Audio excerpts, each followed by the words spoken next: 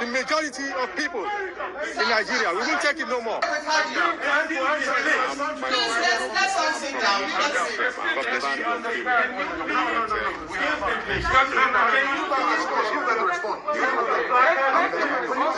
Excuse me, sir. Some people are here feeling cool.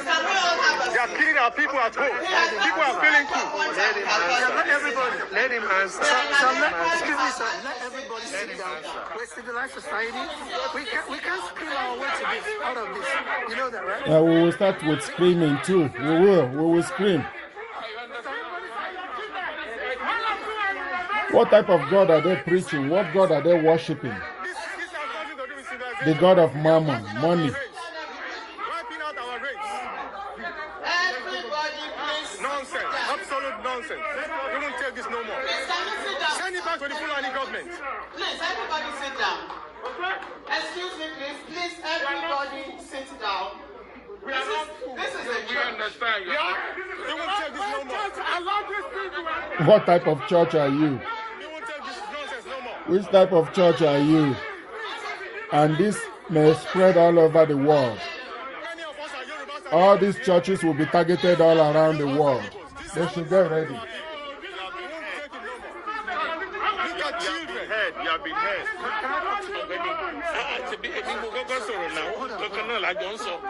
But we can present. I have a right. So I have a right. You are using us as a I have a right. You are using us for protection. I do have a right. I do have a right. That's not fair. I do have a right. It's a judge. So you people are conspirators. Redeem is a conspirator. Redeem is a conspirator. To this nonsense. Let me talk to you privately. Yeah, Redeemed is a conspirator church. The leaders are conspirators. They are collaborating with the evil going on in Nigeria. Call the police. They are in collaboration with the evil that is going on in Nigeria. Redeem, you are conspirators. They are. Redeem church, you are conspirators. They are. Can I talk to you for a minute? They're using your platform. They are. It's nonsense. Can I talk to you for a minute? Don't take this no more. When you started talking, I'm a physician, okay? God bless.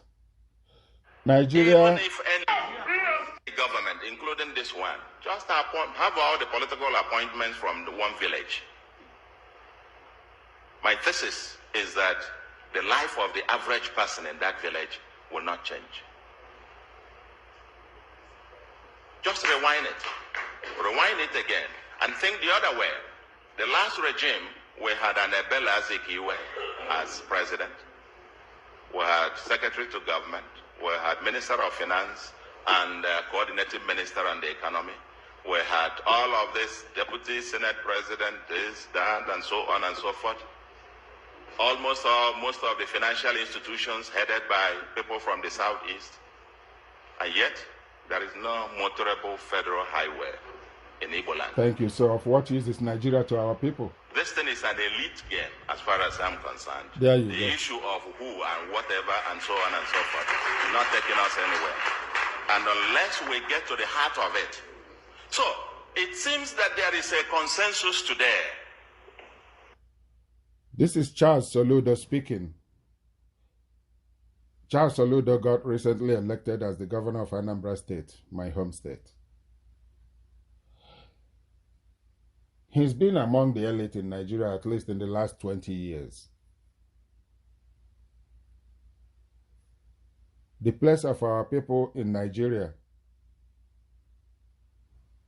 is what we are trying to figure out through referendum. And I've advised that Charles Soludo should pay attention to what matters to our people. And referendum is one of that.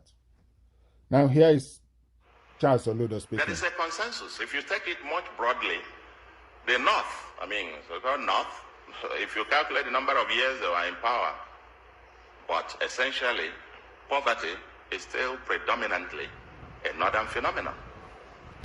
So, that you control this and a few billionaires are made here and there and so on and so forth means absolute nothing. The ordinary man in Nigeria has not benefited, is getting worse off by the current system that we have. But there is a consensus now on restructuring. Presidency of Igbo extraction does not mean anything to Igbo people. What we want is a Nigeria that goes through referendum.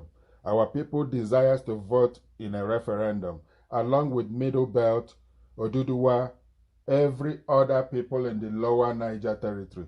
We are demanding for a binding, not to be delayed, referendum in Nigeria now. Otherwise, the alternative wouldn't be okay. In that case, Fordila would argue that Biafra becomes a metaphor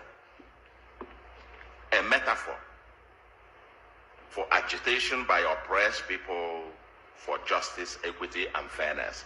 It hasn't worked for anybody.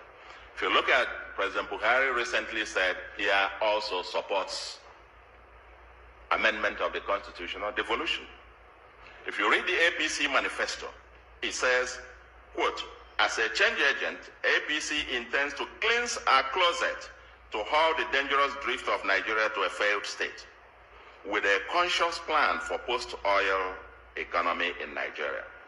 To achieve this laudable program, APC government shall restructure the country, devolve power to the units with the best practices of federalism, and eliminate unintended paralysis of the center.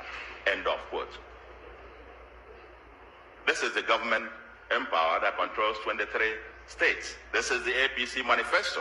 So, and the Southern People's Assembly talk about the same thing. The Afenifere's position on the National Conference, if you read it, talks about the same thing. The National Conference report supported by PDP, the same thing. So what is holding us?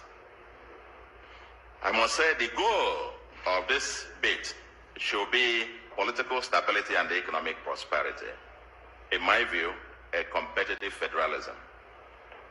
We can write a book on this aspect of competitive federalism. Compared to the First Republic, when everybody had theirs, they had the resources, especially on revenue, a fiscal federalism. We've argued before, leave everybody their own thing, let them pay taxes to the center. This umbilical cord where Abuja will set wage for everybody all over the country, and so on and so forth. It was for a time when oil money paid for it, not anymore. Even in the US, you may have read